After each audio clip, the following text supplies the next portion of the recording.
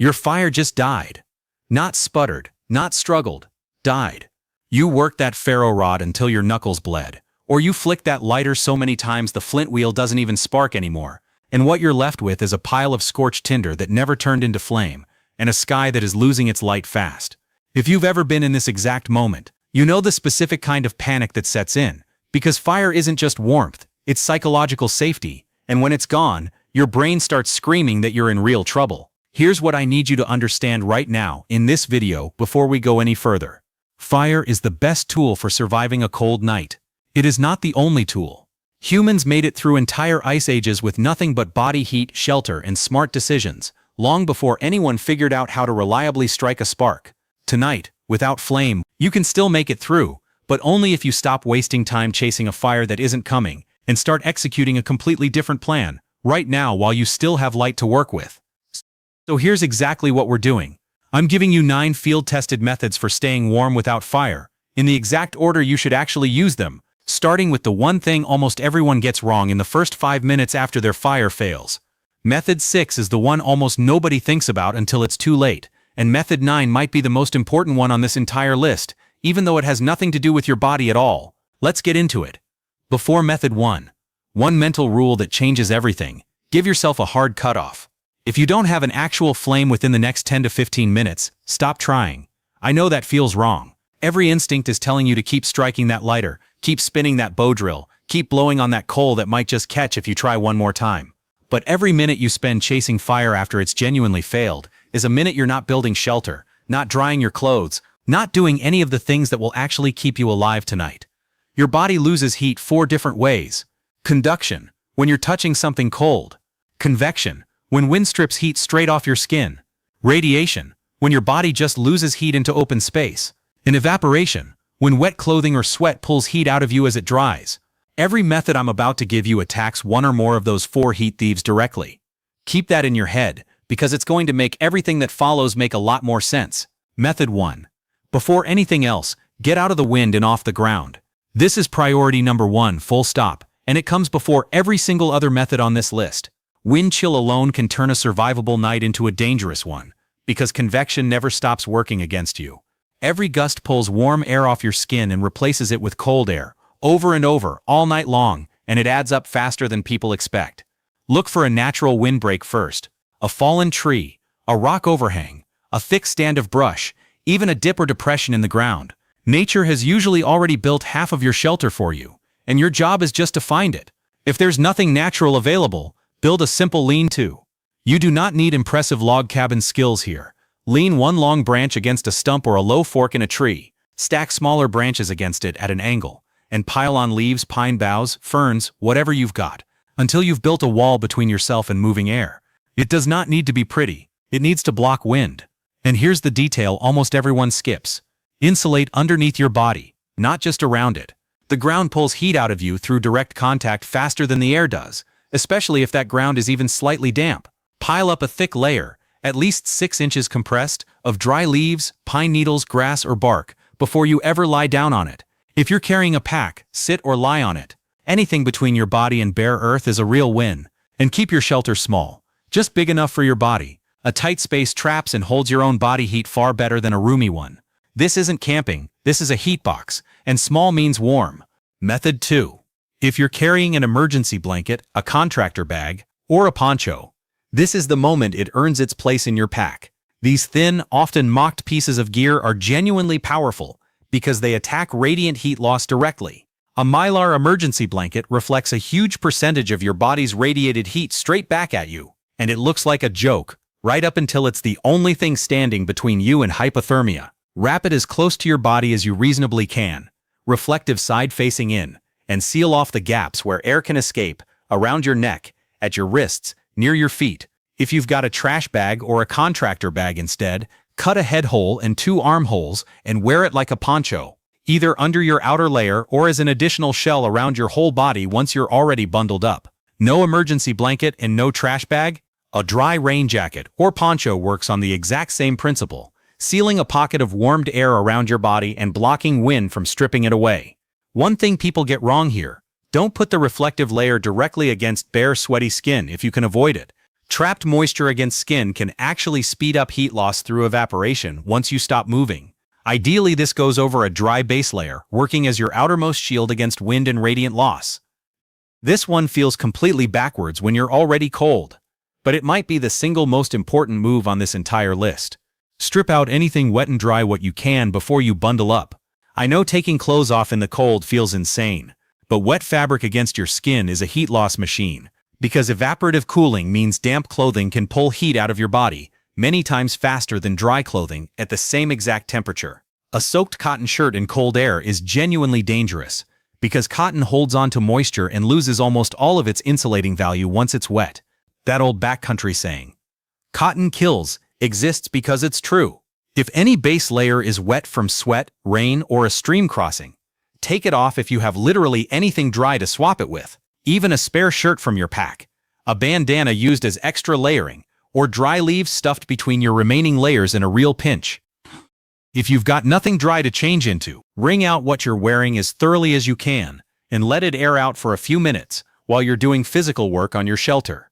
Because movement generates heat and speeds up drying. Then bundle it back on underneath your outer, wind-blocking layer. Pay special attention to your socks and your feet. Wet feet in cold conditions are a fast track to real problems, so if you have any dry fabric at all, even a spare bandana, or a scrap of mesh from your pack, wrapping it around your feet inside your boots makes a genuine difference. And here's a detail that matters more than people realize. Your head and neck lose a disproportionate amount of heat relative to how much surface area they actually have, because of how many blood vessels sit close to the skin in those areas. A dry hat, a hood, or even a shirt wrapped around your head and neck does more work per square inch than almost anything else you own. Method 4. Once you're as dry as you're going to get, it's time to layer correctly, because piling clothes on the wrong way barely helps you at all, and doing it right can be the difference between shivering through the night and actually resting. Insulation doesn't work because fabric is thick. It works because it traps still air, and air is a terrible conductor of heat, which means your body heat gets held in those tiny pockets instead of escaping into the cold. Fabric that's compressed, wet, or layered with no air gaps loses most of its insulating power almost immediately. Layer loose items over snug ones, not the other way around, and don't compress everything into one tight lump. If you're stuffing dry leaves or grass between layers, which genuinely works as an emergency technique, spread it evenly, instead of leaving it in one clump. You want a consistent air-trapping layer across your torso, not a lopsided pillow taped to your chest. Loosen your boot laces slightly if your feet feel tight, because constricted blood flow means less warm blood reaching your fingers and toes, and that makes them cold faster no matter how many socks you're wearing. And put your extra clothing on your core before your extremities. Your body will sacrifice blood flow to your hands and feet to protect your core organs when it senses real cold stress, so a warmer core actually helps your hands and feet indirectly by reducing how aggressively your body needs to ration blood flow away from them. Method 5. If you're not alone out there, this is one of the most underrated tools available to you, and it costs absolutely nothing. Huddle together for shared body heat. 2 or more bodies close together dramatically cut down the surface area each person exposes to the cold air, and you're literally sharing generated warmth back and forth the entire time. It's the exact same principle penguins use huddling through brutal Antarctic winters, and it works because it's just simple physics. Sit or lie close together, ideally back to back or side by side inside your shelter, and share every blanket, jacket, or piece of ground insulation across the whole group instead of everyone keeping their own gear separate. Wrap a shared outer layer, a tarp, an emergency blanket, whatever you've got, around the entire group together rather than individually. If you're with a child, an elderly person, or someone who's showing signs of getting seriously cold, put them in the middle of the huddle, not on an outside edge, because edge positions lose more heat. And here's something people don't think about. Keep talking to each other. Beyond the physical warmth, staying mentally engaged, checking in, talking through the plan, even just complaining about the situation together, keeps everyone alert to how everyone else is doing. Cold and darkness make people go quiet and withdrawn, which is exactly when you want to be watching each other for confusion, slurred speech, or shivering that suddenly stops, because that last one is a warning sign, not a good thing. If you're alone, you can still fold your body inward, knees to your chest, arms wrapped around your knees, to minimize how much surface area you're exposing. It's not as effective as a huddle, but it genuinely helps. Method 6. Keep moving, but move smart, not exhausting. Movement generates heat, that part's obvious. What people get wrong is how to move without making the whole situation worse. Muscle activity is one of your body's primary heat-generating systems, right alongside shivering, which is really just your body's automatic version of the same idea. The problem is that hard physical exertion also makes you sweat, and sweat creates the exact evaporative cooling problem we already talked about. So the real goal here is generating warmth without generating moisture. Favor low-intensity, sustained movement over short bursts of intense effort. Gentle isometric exercises, clenching and releasing muscle groups, slow arm circles, calf raises, torso twists. These generate real heat without soaking your base layer through. If you do need to do more strenuous work, like finishing up your shelter, try to time it so you're not actively sweating right as you settle in for the night. Give yourself a short cool-down period to air out before you bundle back into your insulation layers. And wiggle your fingers and your toes periodically throughout the night instead of letting them go still and cold for long stretches. Small frequent movement in your extremities keeps blood circulating to the areas most at risk.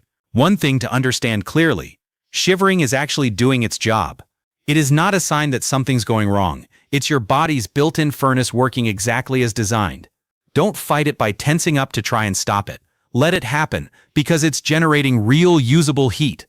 The moment to actually worry is if shivering suddenly stops while you're still cold, because that can mean your body's heat-generating systems are becoming overwhelmed. And that's a sign to prioritize aggressive warming immediately and get help if there's any way to.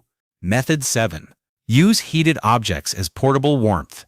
Even after a failed fire attempt, sometimes a failed fire still leaves you with faint residual heat, or you had daytime sun exposure earlier that you can bank on.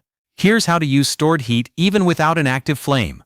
Dense materials like stone hold on to heat for a long time once they're warmed, releasing it slowly, which makes them excellent portable heat sources, even if you only got weak coals or leftover afternoon sun.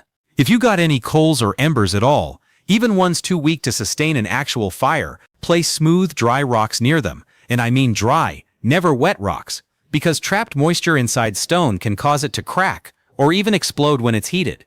Once the rocks are warm to the touch, wrap them in a spare cloth, a sock or a shirt, so they don't burn your skin, and tuck them against your core, your armpits, or between your thighs, because these are areas with major blood vessels close to the surface, where warmth transfers efficiently into your bloodstream. No coals at all? Even rocks that sat in direct sunlight during the day retain some warmth into the early evening, so if you're setting up shelter before full dark, grab a few sun-warmed stones on your way, and rotate that warm object between different parts of your body instead of leaving it in one place the whole time, or swap it between group members if you're not alone, so everyone gets the benefit.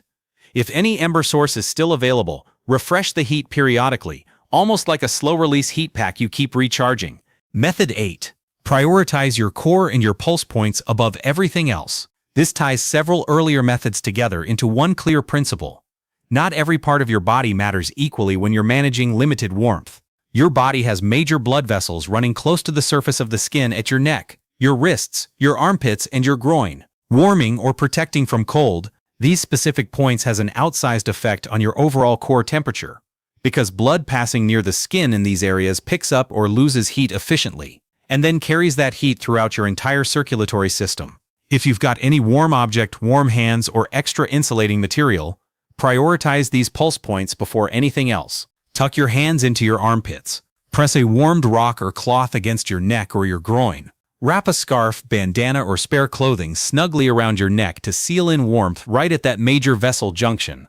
And protect your core torso above your limbs when you're deciding where extra clothing goes, because your chest and abdomen come before your arms and legs almost every single time, since your body actively pulls blood away from your limbs to protect your core organs the moment it senses serious cold stress. Covering your head is disproportionately effective for the same basic reason, not because of some myth about losing most of your heat through your head, but because it's usually the one part of the body people leave uncovered by default, and it does have substantial blood flow close to the surface.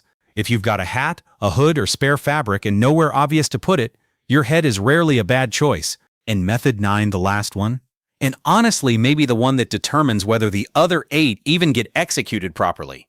Manage your mind. Fear and panic trigger your body's stress response, which increases your heart rate, your breathing rate, and your overall metabolic activity, all of which burn through your limited calorie and heat reserves faster than they need to. Panic also wrecks your decision-making at the exact moment you need clear thinking the most, whether that's judging where to place your shelter, managing your remaining daylight, or watching for warning signs in yourself and anyone with you. When you notice your thoughts spiraling, "I'm going to freeze. This was a terrible idea. We're not going to make it." Deliberately slow your breathing down. A few rounds of slow, deep breaths. In through your nose for a count of 4, out through your mouth for a count of 6.